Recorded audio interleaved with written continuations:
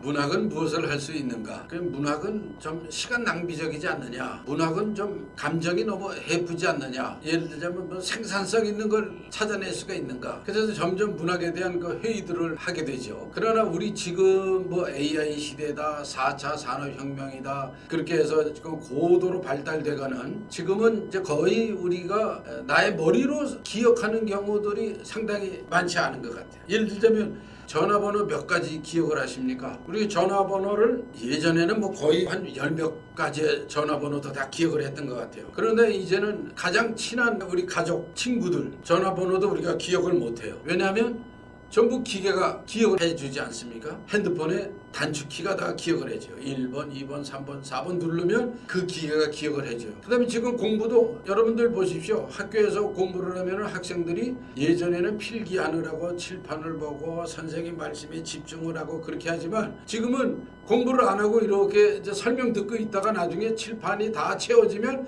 그때 스마트폰으로 사진을 찍어요. 기록을 뭐로 하냐면 학생들의 핸드폰으로 기록을 합니다. 또는 녹음을 한다든가 또는 노트북을 가져와서 그 자리에서 전부 선생님, 교수님 그 강의를 전부 기록을 해요. 그러니까 그 기억이라고 하는 것이 예전에 공부하는 때는 필기하면서 내가 이것을 잊어버리지 않으려고 기억을 했던 내 뇌를 사용해서 나의 머리를 사용해서 공부했던 그런 시대라면 지금은 어떤 시대냐? 모든 것을 아웃소싱하는 거예요. 나의 어떤 기억이라든가 그 다음에 실력이라든가 이런 것도 전부 기계에다가 다 맡겨놔요. 그리고 그 컴퓨터에서 내 실력을 불러가지고 그걸 활용하는, 다시 말해 정보들을 다시 귀합을 해서 나의 것으로 쓰는 그런 시대가 되어버렸어요. 물론 좋은 면도 있겠죠. 편리하고 때로는 내가 몰랐던 그런 많은 지식들을 끌어모아가지고 새로운 정보를 가공해서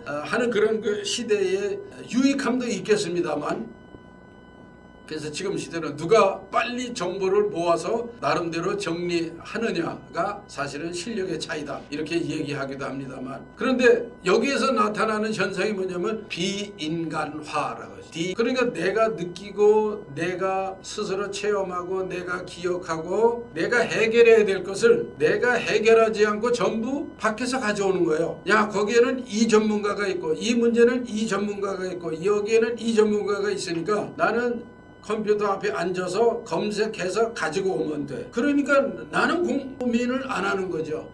나의 문제도 내가 고민을 안 합니다. 예를 들면 노동의 문제가 생겼어요. 그럼 노동 전문 변호사, 내가 이 문제를 어떻게 해결할 것인가를 먼저 생각을 안 하고 자기의 입장에서 한번 생각을 안 해보고 바로 변호사실로 가서 거기에다가 의뢰를 하는 거죠. 노무사를 만나서 노무사에게 바로 고민을 얘기해. 그러니까 나의 문제는 내가 해결해야 되고 내가 먼저 숙고를 해봐야 되는 이거를 나는 안 해요. 나는 돈만 지불하면 된다. 이런 식이죠. 자, 예를 들면 이런 겁니다. 장에 가서 장을 봐오는데 그 장을 보는 이런 모든 과정에 내가 직접 장에도 가고 어떠한 과일들이 나와 있는가, 어떠한 먹거리들이 있는가를 보면서 내 장바구니에 담아서 오게 되면 시장 물가가 어떤가, 그 다음에 요즘 제철에 나오는 음식들은 뭐가 있을까 이렇게 생각을 하게 되면서 정서적으로 굉장히 풍요로워지죠 사실은. 그런데 현대인들은 아유 시장에 가면 시간 버려, 시장에 가면 시끄러워, 시장에 가면 공기가 안 좋아, 코로나 시대에 시장 가면 감염 위험이 있어, 뭐 이런 식으로 생각을 하니까 더구나 이제 장을 스스로 가지 않게 돼요. 어떤 결과가 생깁니까? 그거를 대형해주는 회사들이 엄청나게 생기는 거예요. 그래서 장도 이제는 다 배달해줘요. 5만 원 이상 사면은 다 배달해 줍니다. 바로 배달해 준다. 그 다음에 뭐 아침에 택배가 온다든가 데워서 먹으면 되는 그런 밀키트들이 바로바로 제공이 돼요. 내가 요리해야 될 필요가 없어요. 다듬어야 되고 씻어야 되고 또 뭐 끓여야 되고 무슨 시간에 그걸 다 하느냐. 그러니까 현대인들의 삶 속에 점점 편리하게 주문해서 쓰는, 주문을 또 받아서 해주는 회사들이 생기고 택배 회사들이 또 생기고 기타 이렇게 유통회사들이 또 활성화되는데, 이러한 과정이 있으면서도 나 자신은 뭐가 됩니까? 나 자신은 상당 부분은 비인간화 돼가고 있다. 이게 집단적으로 우리 사회가, 세계가 그렇게 돼가는 경향이 있다는 거죠. 비인간화. 그렇게 함으로 인해서 점점 생각을 안 하게 되는 거예요. 사실은 점점 체험을 안 하게 되고 점점 우리가 중요하게 생각하는 성찰, 스스로 느끼고 체험하고 반성하고 돌아보고 깨달음을 스스로 가져야 되는 이 성찰의 과정을 우리가 거의 안 해요. 다만 자기가 목표로 하는 그 성취만을 위해서 살아가는 단순한 인간. 이 단순한 인간이라고 하는 개념도 굉장히 중요한 개념입니다. 우리는 때로는 단순해야 돼요. 왜냐하면 복잡하게 생각을 하면은 사실은 문제를 꼬이게 할 수가 있어요. 그러니까 때로는 단순해야 돼요.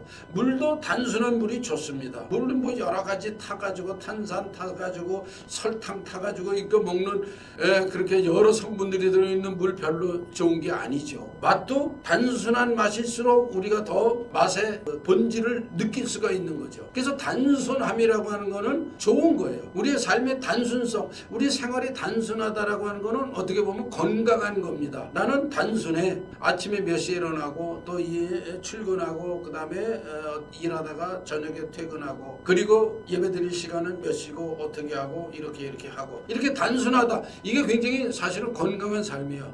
그런데 그 단순하지 않고 복잡하게 살아요. 정리가 되지 않는 삶을 산다. 그런데 이제 우리가 이 단순이라고 하는 건 이렇게 순기능적인 단순함이 있다면 역기능적인 단순함이 있어요. 사람이 꽉 막힌 것도 단순함이죠. 꽉 막힌 거로 단순한 거죠. 그런데 이게 부정적인 의미로, 역기능적인 의미로 단순하면 뭐냐, 인간이 내면의 풍부한 감성도 사라지고 풍부하게 생각해야 되는 느낌도 사라지고 풍부하게 맛봐야 되는 감성이 점점 단순화돼요. 뭐가 됩니까? 목석이 된다는 거죠. 목석 같은 사람, 냉혈한 같은 인간. 그게 뭡니까? 단순함이라고 하는 순기능에서 점점점 이쪽으로 와서 단순함의 역기능적인 모습을 보여지는 게 바로 그 부정적인 의미의 단순함이에요. 그러니까 우리가 현대를 살아가면서 이 고도의 과학기술에 우리 자신을 다 맡기잖아요. 오늘 말씀드렸듯이 생각과 느낌조차 내가 스스로 공부해야 될 것까지 다 돈을 주고 다 사오는 거예요.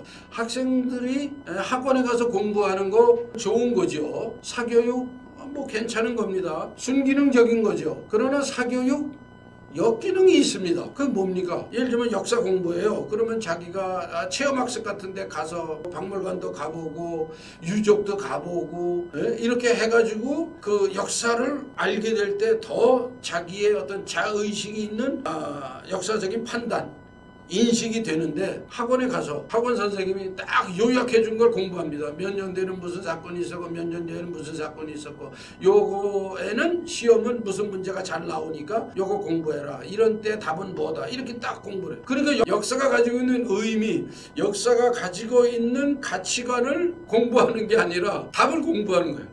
답을 외워요. 학원에 돈을 주고 역사 공부하고, 다시 말해서 공부의 과정을 돈 주고 사는 거예요. 이렇게 되니까 사교육의 순기능적인 면이 사교육의 역기능적인 면을 이제 따라가지 못해 오히려 사교육의 역기능적인 게 더 많이 우리 사회에 부각이 돼서, 그러니까 가외를 한 학생은 성적이 좋고 그것 때문에 좋은 대학에 갈 수 있다. 사교육을 많이 못한 학생은 그런 사교육의 혜택을 받지 못하기 때문에 결국에는 좋은 대학에 못 간다. 물론 대학에 좋은 대학, 나쁜 대학 뭐 이런 식으로 표현하는 것 자체가 구시대적인 표현이긴 합니다만 아직도 대학에 서열이 있어요. 예를 들자면 독일과 같은 데는 대학의 서열 별로 없습니다. 그리고 대학의 서열 그렇게 크게 얘기하지 않습니다. 베를린에는 무슨 대학이 있고 뮌헨에는 무슨 대학이 있고 거기에는 중점적인 연구 방향이 무엇이고 작은 도시에 있는 대학 나쁜 대학이다라고 표현을 안 합니다. 그 독일에 있는 모든 대학은 각기 대학으로서의 가치와 고유한 연구 방향들이 있기 때문에 결코 좋은 대학, 나쁜 대학 이런 식의 표현이 없습니다. 그런데 우리나라와 같은, 또는 뭐 우리나라에서는 좋은 대학이다 또는 나쁜 대학이다 라는 식의 표현이 있는 것은 참 어리석은 그런 그 모습이죠. 그게 뭐냐? 역기능적인 현상이다라는 거죠. 사교육의 역기능적인 것. 그 다음에 우리가 표현하는 그러한 단순성이 역기능화됐어요. 그래서 문제를 단순하게 풀고 답을 잘 내는 학생은 어느 학교에 갈 수가 있고, 다양한 내면을 가지고 문제를 바라보는 학생은 단시간에 점수를 많이 낼 수가 없기 때문에 그렇지 못한 대학을 갈 수밖에 없는 이런 현실. 이게 이제 인간이 바로 무슨 문제에 들어섰느냐? 비인간화에 들어섰다는 겁니다.